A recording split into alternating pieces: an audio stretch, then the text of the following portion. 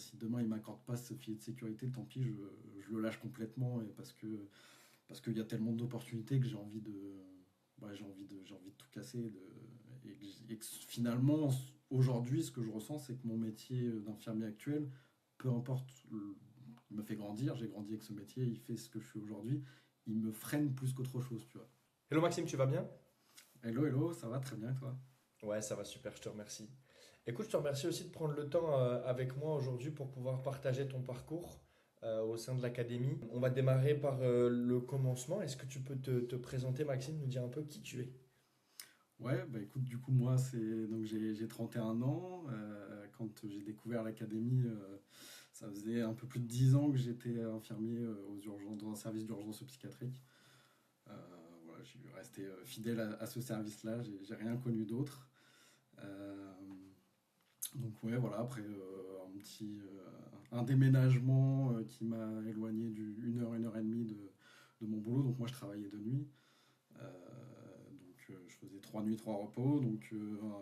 Suite à ce déménagement-là, je savais très bien qu'à un moment donné, il allait falloir que je bouge. Donc se poser la question d'une mutation. Mais je suis tombé sur l'académie IDE, et les choses se sont un peu bouleversées du coup. Et pourquoi avoir choisi la psychiatrie de base?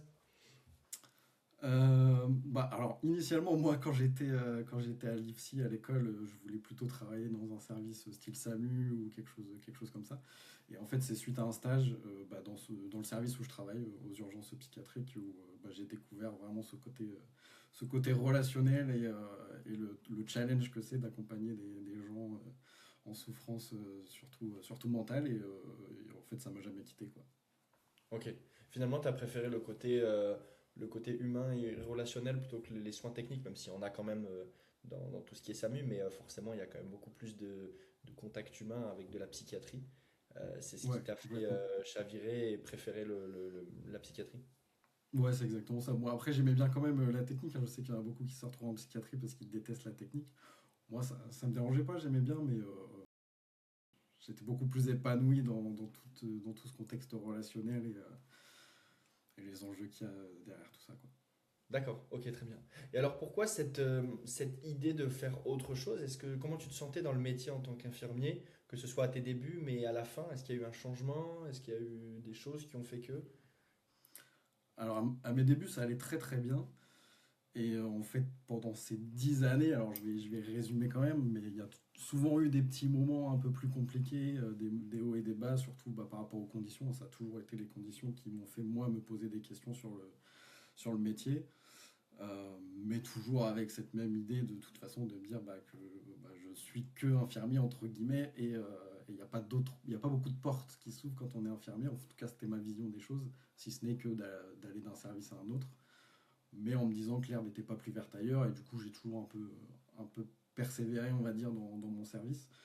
Euh, Avec des moments où je me disais, il y avait toujours, alors j'adore ce que je fais, j'adore mon métier, on fait un métier qui est génial, mais j'ai toujours eu des petites périodes dans ma vie où je me disais, est-ce que j'aurais pas dû faire autre chose, tu vois, tellement pris par la pression et les conditions de travail, que je me posais quand même des questions sur est-ce que j'avais choisi la bonne voie. Euh, ouais, sur la fin, après, du coup, avec la route en plus, et puis des conditions qui se dégradent. Et il y a un point qui a été aussi un peu déclencheur, c'est que j'ai une collègue qui m'a formé, qui a eu un traitement de faveur pas forcément génial à l'approche de la retraite. Et je me suis dit, est-ce que moi je me vois être cette personne-là, avoir donné 40-45 ans à l'hôpital pour sortir par la petite porte? Non, pas du tout. D'accord, ok. Donc c'est au fur et à mesure des petits éléments déclencheurs. Enfin, il y a eu 7 éléments là, mais sinon c'est au fur et à mesure des petites choses qui ont fait qu'il y a eu une envie d'autre chose. Qu'est-ce qui fait qu'il y a eu un changement entre au début tu regardes, tu mets sans plus, et d'un coup tu accentues le fait de bien regarder et tu te renseignes vraiment?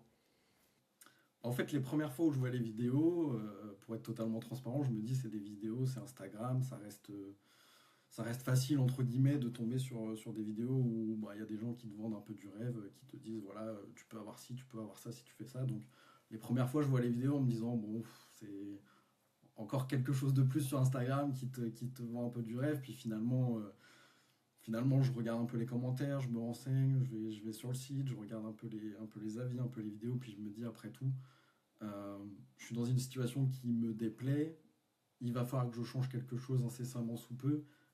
Qu'est-ce que j'ai à perdre à me renseigner un peu plus? Et au fur et à mesure où j'ai commencé à m'y intéresser et à me renseigner, en fait, je me suis dit, bah, faut aller voir, faut aller chercher ce qu'il y a derrière ça, quoi. Ok, donc il s'est passé quelques temps où tu as vraiment épluché un peu tout ce qui se passait sur l'académie et tout ce qui était proposé. Entre le moment où tu découvres et le moment où tu te lances et tu te dis let's go, il se passe combien de temps? C'est pas énorme, hein, ça doit peut-être être 2 3 semaines. 2 3 semaines où vraiment le fait d'avoir regardé une ou deux vidéos, du coup après j'ai un peu plus de vidéos qui passent sur Instagram et je les vois et au bout de 2 semaines je me dis ouais, à un moment donné Ouais, je ça vais me aller me pose renseigner question, un je peu vais pas plus. rester avec ces questions-là quoi. Ok, bon, génial. Et est-ce que tu te souviens de la date de ton entrée dans l'académie? Ouais, c'était le 2 novembre 2025. 2 novembre 2025. Ok, le lendemain de mon anniversaire. Ok, super.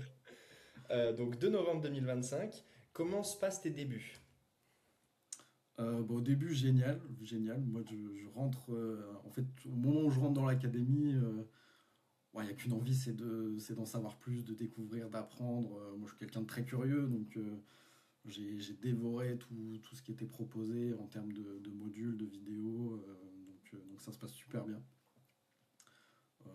Ouais, super, je sais Ok. pas, Donc tu pas- démarres, tu commences à regarder un peu les modules. Je te vois très présent aussi à chaque fois au coaching sur ces périodes-là. Donc plutôt assidu. Tu y consacres à peu près combien d'heures si jamais tu dois résumer par semaine?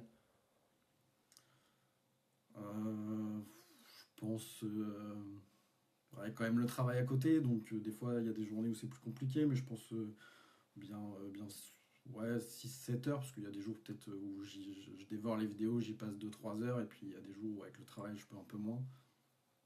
Ok. Donc à peu près 6 7 heures par semaine à tes débuts. Euh, Comment est-ce que tu t'es senti dans la période où justement tu apprends? Parce que est-ce que déjà tu as ressenti ce truc de tu utilises les compétences que tu as déjà et en plus toi en psychiatrie vraiment le relationnel et que tu le transfères dans autre chose? Est-ce que le fait d'avoir un background et d'avoir la facilité relationnelle grâce au métier, est-ce que ça t'a aidé pour toi? Ouais, je pense que quand même on part avec des bases solides. En plus, moi, effectivement, avec la psychiatrie, la relation que j'ai avec la psychiatrie, j'avais au moins ces bagages relationnels et qui. Après, effectivement, il y a beaucoup de choses que je connaissais pas dans ce, dans ce nouveau métier, mais j'ai quand même senti que j'avais une facilité, en tout cas, à assimiler ce qui m'était proposé et à me dire, bah voilà, ça reste quand même relativement fluide, je me force pas du tout, c'est quelque chose que je connais quand même plus ou moins en tout cas sur l'aspect relationnel, ouais, ouais, complètement. Ok. Est-ce que tu as vu une transformation sur toi, sur ta façon de penser, ta façon d'agir, ta façon d'être au fur et à mesure où tu as développé l'activité? Ah, complètement, complètement, complètement, parce que bah, déjà, ça demande quand même de l'investissement personnel, parce qu'on fait déjà quand on est infirmier, mais beaucoup de remises en question, beaucoup de questionnements. Il y a des moments qui sont, voilà, on va pas se mentir, des moments qui sont plus difficiles que d'autres, où on se demande si on va y arriver, etc. Donc il y a quand même tout cet aspect de travail sur soi qui est important à faire. Donc ouais, ouais, il faut quand même, enfin, au fur et à mesure, moi quand je regarde, par exemple, si je vais regarder une vidéo de mes débuts et une vidéo d'aujourd'hui, je me dis, mais l'évolution, elle est énorme. Et il y a pas que du travail technique, il y a aussi tout ce qu'on travaille sur nous-mêmes, sur notre façon d'être, notre façon de se comporter, quoi. Ok. Et est-ce que sur toi en perso, est-ce que ça a changé aussi quelque chose sur ta façon de voir la vie, peut-être la façon de voir ton avenir professionnel? Ça, il y a eu aussi une évolution? Ah bah moi dans cette petite période où je te disais que j'étais un peu, j'avais l'impression que j'avais des portes qui étaient fermées avec le métier d'infirmier. Il y a des moments où j'avais de l'ambition et je me disais mais est-ce que, enfin, toujours cette optique de me dire est-ce que j'aurais pas dû faire autre chose. Euh, Là il y a énormément d'ambition qui déborde quoi. J'ai vraiment envie en fait, dans ce domaine-là, un domaine que je connaissais pas, on découvre tout un monde qui pour moi était inconnu jusqu'ici, mais un monde où j'aime bien utiliser l'expression du plafond de verre, dans le sens où quand on est infirmier, il y a une sorte de plafond de verre en termes d'évolution. Bon, il y a cadre, il y a libéral, etc., mais encore faut-il être aligné avec ça. Et dans ce monde-là que j'ai découvert, j'ai une ambition qui est débordante, où je me dis, en fait, il y a rien qui peut me stopper si moi j'ai envie d'aller le plus haut possible. Ça dépend que de moi, quoi. Il y a énormément de possibilités, énormément d'ouverture. Donc forcément, après, sur la vie, ça développe des projets qu'on ne pensait pas forcément avant en étant cantonné à ce métier d'infirmier. Ok, donc ouais, ça t'a en fait ouvert des portes et ouvert les œillères sur d'autres possibilités que juste bah, je suis infirmier, soit je reste en urgence psychiatrique, ou alors je vais dans un autre service, ou alors bon bah je peux faire IBOD ou IAD si je veux évoluer un peu, mais après c'est tout, ou alors après je fais cadre ou libéral et c'est tout. Et là, du coup, si je comprends bien, ça t'a ouvert d'autres portes et plein d'autres schémas possibles que tu pensais pas imaginables auparavant. Ouais, ouais, c'est ça. Moi, j'ai l'impression que les, comment dire, j'ai l'impression que les portes sont infinies, en fait. Il y a tellement de domaines à explorer et d'évolutions possibles et de choses même de sujets à traiter avec lesquels travailler, etc. que euh, je vois pas de barrière, en fait. Je trouve qu'il n'y a aucune barrière, il y a que des ouvertures. Parfait. Ok. Bah écoute, super. Et alors, donc là, on est pile poil 5 mois après. Ouais. Novembre, décembre, janvier, février, mars. Ouais, 5 mois, puisqu'on est 2 avril. Euh, quand est-ce que tu as pu, du coup, décrocher déjà tes premiers résultats? Au bout de combien de temps? Alors moi, bon, il y a eu une petite période quand même à prendre en compte en janvier où je me suis beaucoup moins investi quand même dans la formation, donc forcément, bah, ça bloque aussi l'avancée. Mais concrètement, moi, j'ai pu générer mes premiers revenus bah, tout début mars, donc au bout de 4 mois pile, ouais, c'était vraiment début mars. 4 mois au total, avec un mois en janvier un peu moins proactif, avec combien? 6 7 heures par semaine à peu près en moyenne Ouais. d'investissement dans l'accompagnement. Donc t'étais pas sur du 15 20 heures où tu aurais pu aller du coup 2 fois plus vite, mais là sur 6 7 heures semaine, tu as réussi à avoir des premiers résultats au bout de 4 mois avec un mois creux. Combien est-ce que tu as pu générer en termes de premiers résultats au bout de ta première opportunité? Sur ma première opportunité, du coup, c'était sur, alors, logiquement une semaine, mais en soi, en travail pur et dur, c'était vraiment, on va dire, sur les appels, là où j'avais le plus de rendez-vous, c'était, on va dire, sur 4 jours. Grosso modo, en 4 jours, j'ai fait 500 euros. Ok, en 4 jours, 500 euros de générer sur la première opportunité où tu démarres post-formation. Ouais, c'est ça. C'est Ok. ça. Est-ce qu'il y a quelque chose qui s'est débloqué à ce moment-là en plus? Parce que tu me disais que tu avais déjà des portes qui s'étaient ouvertes et que tu avais vu l'opportunité, tu avais vu qu'il y avait plein de... Voilà, une infinité de portes. Est-ce qu'au moment où tu as les premiers résultats financiers, il y a un autre truc qui se débloque en plus? Ah bah, le truc qui se débloque vraiment, c'est qu'en fait, initialement, moi, je m'étais dit, je suis toujours très prudent de base, et je m'étais dit, je quitterai pas le métier tant que j'ai pas un truc fiable, un truc vraiment sûr. Et, euh, et à la fin de ces premiers jours où j'ai ma première opportunité, je suis déjà dans l'optique de me dire, là, dans les jours qui viennent, dans les une semaine ou deux maximum, je vais prendre rendez-vous avec mon cadre, parce que je travaille encore en tant qu'infirmier. Et je vais demander, alors, dans un premier temps, une dispo, parce que j'ai toujours ce côté un peu prudent, mais par contre, euh, je vois tellement de possibilités que je me dis, s'ils veulent pas m'accorder cette dispo pour avoir un peu ce filet de sécurité, je pense que je suis capable d'aller jusqu'à leur dire, bah, vous voulez pas, moi je vais démissionner, et puis c'est pas grave, quoi. Waouh, incroyable. Bah, j'étais même pas au courant de ça, moi encore. Ouais, mais ouais, ouais. Bah, c'est tout récent, hein, Écoute, c'est génial. Et c'est ça qui montre aussi le côté hyper rassurant, c'est-à-dire que tu démarres mais tu te mets pas en danger, c'est-à-dire que tu peux avancer mais tu as toujours ton salaire, tu as toujours ta qualité de vie, il n'y a rien qui change, c'est juste que du temps libre, tu vas le consacrer à autre chose. Et plus tu es motivé, bah oui, plus tu vas avoir du résultat vite et rapidement. Et après, ça t'ouvre le champ des possibilités et ça te permet d'avoir du choix. Tu le disais aujourd'hui, tu n'as pas ni d'obligation de rester, ni d'obligation de partir. C'est toi, tu as le choix de choisir ce que tu as envie de faire en fonction de comment tu le vis, comment tu le sens. Et effectivement, c'est ça qui permet aussi de se lancer de manière plus sécuritaire.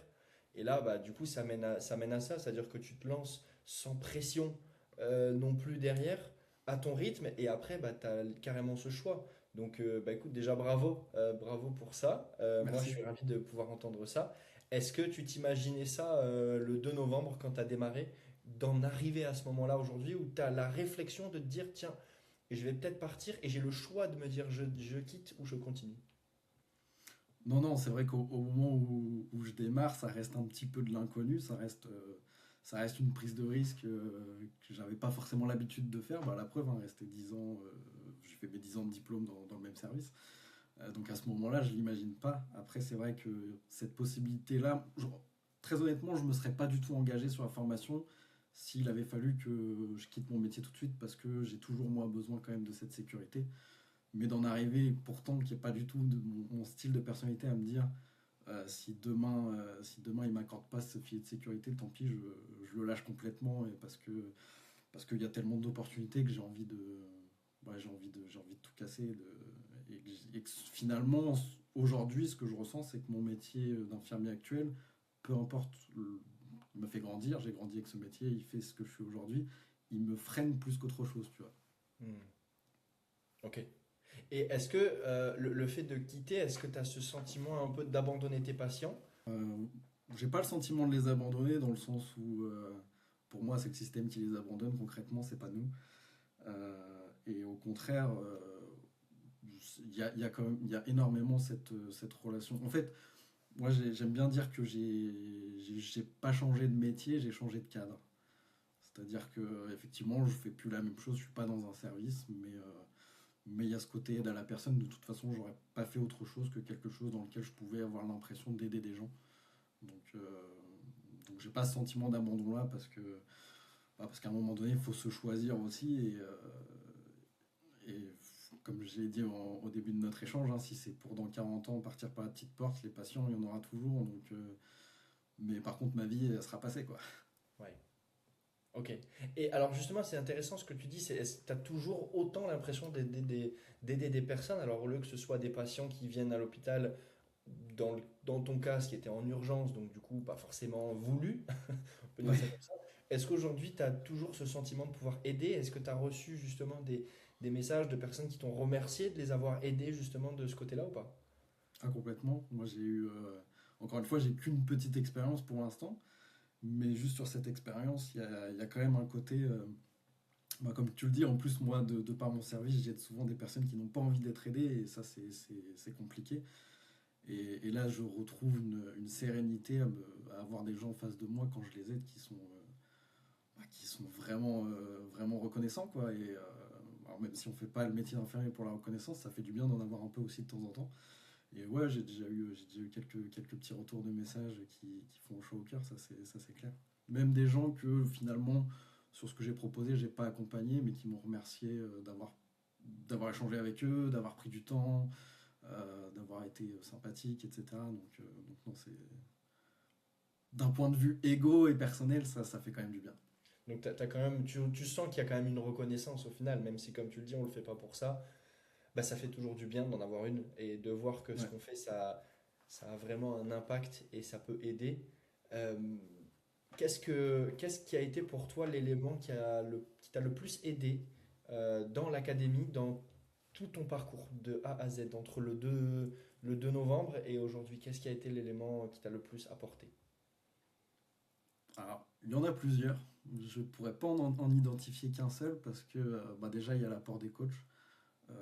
Que ce soit toi ou que ce soit. Et ça, je pense que, en tout cas pour ma part, moi je trouve que c'est hyper rassurant de se dire que le gars qu'on voit sur ses pubs Instagram, on échange avec lui, il nous apprend les choses. C'est pas juste une vitrine. Toi, t'es vraiment là en backup, t'es vraiment présent. Et comme Carla, comme Mohamed, comme Claire, comme ceux qui travaillent avec l'Académie DE. Donc, déjà, l'apport des coachs est énorme. Toujours bienveillant en plus, toujours, il n'y a jamais de pression. C'est vraiment que pour évoluer, progresser. Donc ça, c'est génial. Et après, euh, et après, je sais que moi, j'ai de la chance. Alors, je sais pas si c'est parce que je suis arrivé au bon moment, mais on a un petit groupe, du coup. On est quelques-uns à être rentrés à peu près sur la même période dans l'académie et on a créé des liens assez forts, même si on est un peu dispatchés un peu partout, hein. Il y en a qui sont en Espagne, d'autres, on est plusieurs en France, mais pas du tout au même endroit. Et ça, c'est hyper motivant parce qu'on vit tous la même chose, euh, peut-être de façon différente, mais du coup, ce petit groupe-là qui permet de se dire, bah tiens, aujourd'hui j'ai eu telle difficulté, et nous on est là à dire, Bah, moi aussi j'ai connu ça, mais vas-y, t'inquiète pas, demain ça ira mieux. Puis le lendemain, on a un message en disant, ah putain, aujourd'hui j'ai réussi ça et c'est super, et là on s'encourage. Donc ouais, il y a plusieurs choses, c'est vraiment l'apport des coachs, votre présence qui est primordiale, et votre bienveillance, et puis derrière les groupes et les contacts qu'on peut se faire qui sont méga importants. Ouais. Ok. Donc au-delà de juste, parce que oui, il y a des modules d'accompagnement, des modules, un plan, etc.